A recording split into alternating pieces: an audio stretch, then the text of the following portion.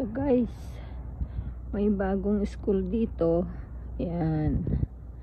May construction site dito.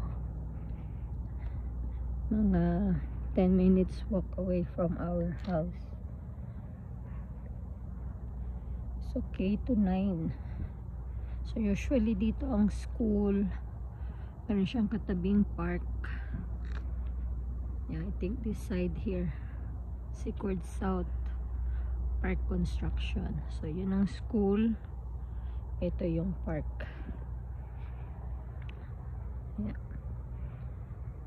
So ito yung mga townhomes na lakas maka-vibes ng wala ka pa sa Canada. Kasi lahat sila white. Yan. White townhomes. Then just across is a park. So, yan. Lapit na ako sa bahay namin. So, kung mag-try ng mga new roads to walk, kaya lang baka mamaya ay sarado. Kasi minsan mga dead end. So, you have to go back. So, yan. Dito yung park. Tapos ingat-ingat ka rin sa mga black ice.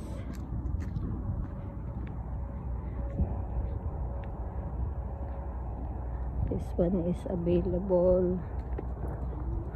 Tapos black. So yan.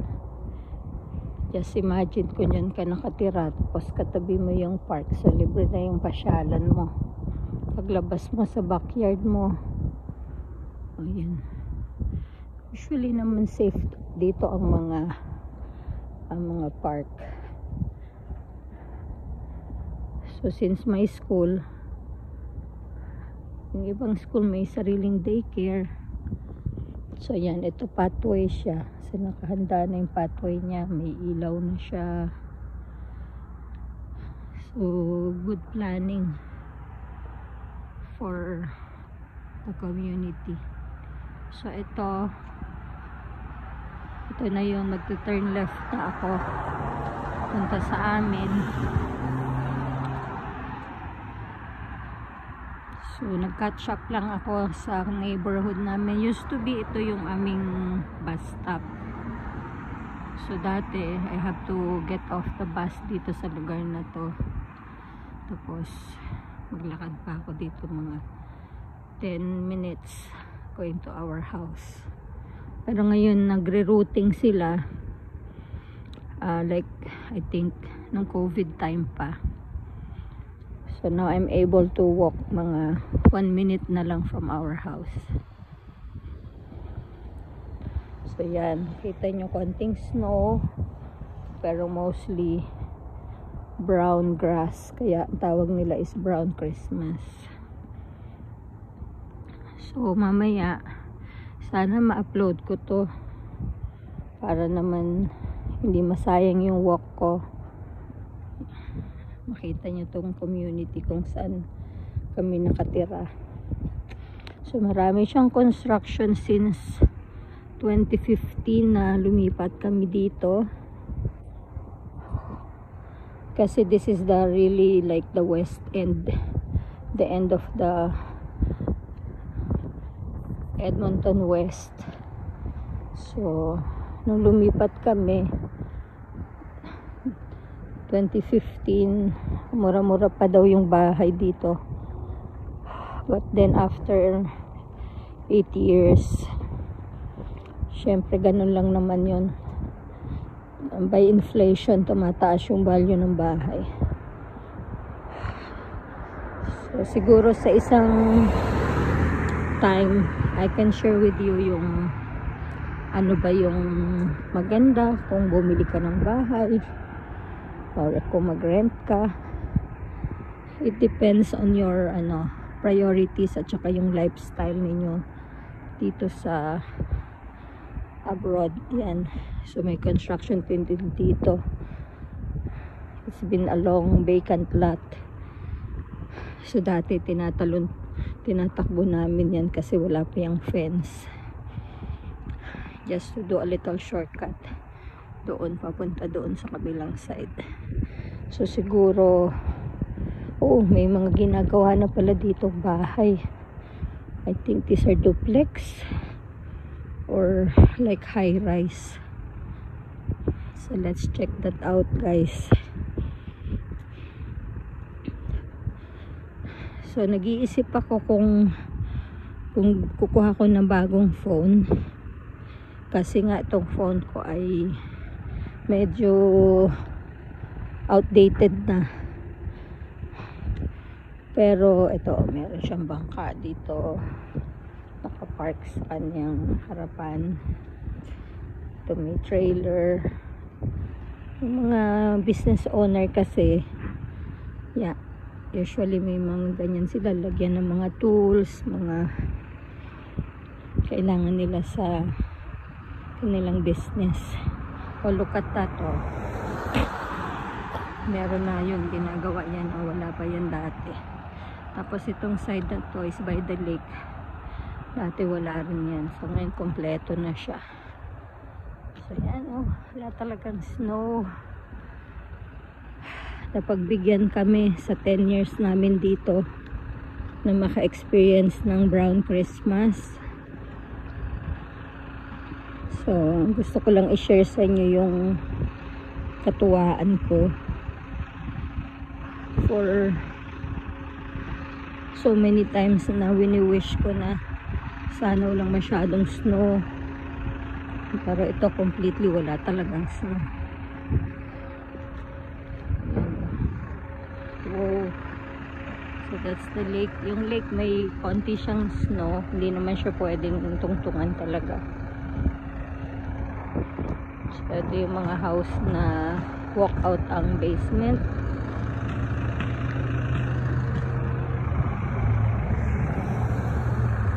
Pwede natin silipin ang lake.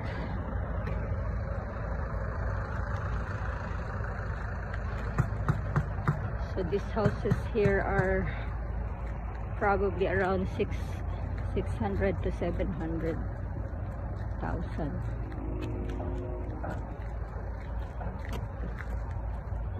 See the ice this beyond here may be as thin as this glass, so ocean down.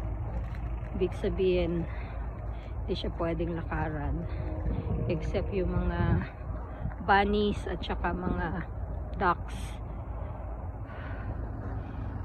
So yan, konting-konti lang ang snow. Talagang it's an amazing feeling na na-experience ko to, kaya hindi ko siya talaga pinalagpas. Kasi imagine before you have to walk through the snow. Tapos ito, nakita ko may mga it's townhouses. Grabe naman ang view nila, di ba? May view sila ng lake. So why not? Mahal siguro yung townhouse na yan. So pag nagmumuni-muni ako, I used to sit here by the rocks.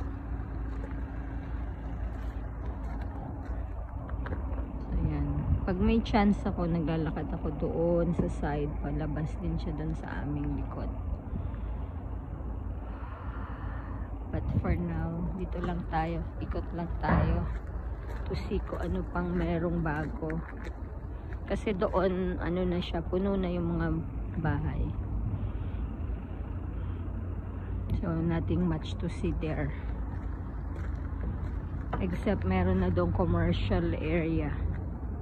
So yan, so sabi niya no walking daw kasi nga the ice is just thin as a glass, so it's not safe to go there. Pero actually mababaw lang naman yung lake na yan.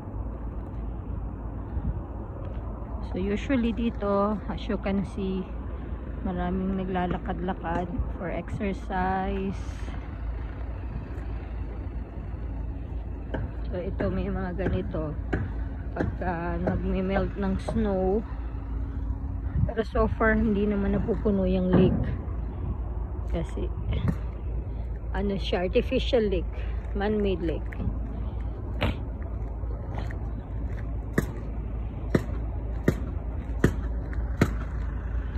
So this is yeah, I think ito yung mga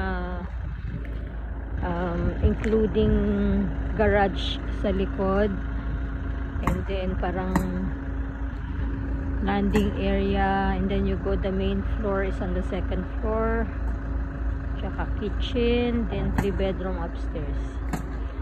Usually yan yung mga beginners house, pero ang ganda naman ng view mo. Imagine that. Why not coconut? Diyan ka, tapos ito yung view mo. Wow. Right? So yan guys, dito maraming mga construction worker. Kahit winter, siguro masaya sila ngayon kasi it's not very cold to work. So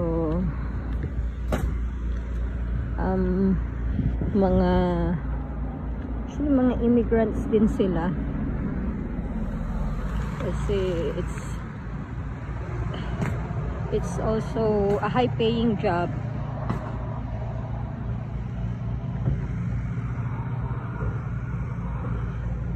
Kaya lang most of the local, you know, homegrown Canadian dito, ayaw nila ng ganyang work kasi it's still hard labor, plus yun nga, you have to work outside when it's very cold. Hindi ka nang pwedeng mamili ng panahon, but at least this year hindi masyadong malamig. Malamig pa rin, but not that cold. So ito used to be empty. Ito mga show home dati ito. Yan, so nabili na rin sila. So dito generous sila sa mga lupa, pero you cannot call it your own. Pero may space. Kasi minsan yung tabas ng lupa, ano siya parang doesn't allow you to be close to another house. So yan. Kaya lang minsan kaya siya mahal. Gawa din ng size ng lupa mo. So kagaya nito, nagdagdag siya ng garage. Kasi malaki naman yung lupa niya dito sa side. She was able to build an extra garage here. So ito yung tinatawag na attached front garage.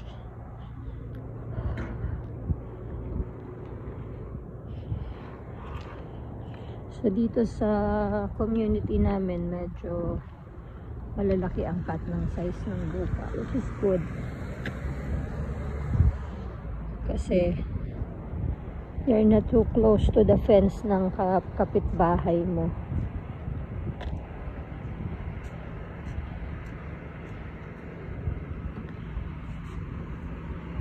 Hello! Good morning!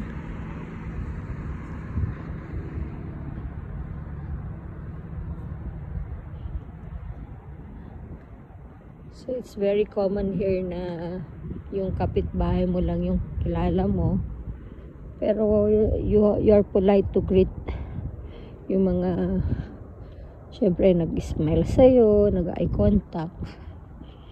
So nag-greet ka rin ka sa kanila. Or maybe it depends on your personality. Ako gusto ko lang talagang mag-hello. So malapit na tayo. So I hope ma-upload ko ito para naman makapag share kayo ng moment sa aming experience ng Brown Christmas here in Edmonton, Alberta. So I can't wait for what the new year holds for all of us. So I wish you a blessed and prosperous New Year. Yeah, let's be hopeful. Lalo na alam natin na nalagpasan natin yung mga matinding challenges nung nagkaroon ng COVID, when the world stood still at maraming nawalan ng mga mahal sa buhay, trabaho, or nagbago sa estado ng buhay natin. But we have learned how to manage, and also we have learned na walang pinakamahalagang gift sa Panginoon ay yung buhay na pinahiram niya sa atin. We're able to use it. So, yan na yung bahay namin. So, we just have to be careful kung tatawid tayo kasi yeah. So, dito ako kanina galing. Yan. And we're home. This is our house, our home. Thank you, Lord. Okay, again, bye-bye. Happy New Year.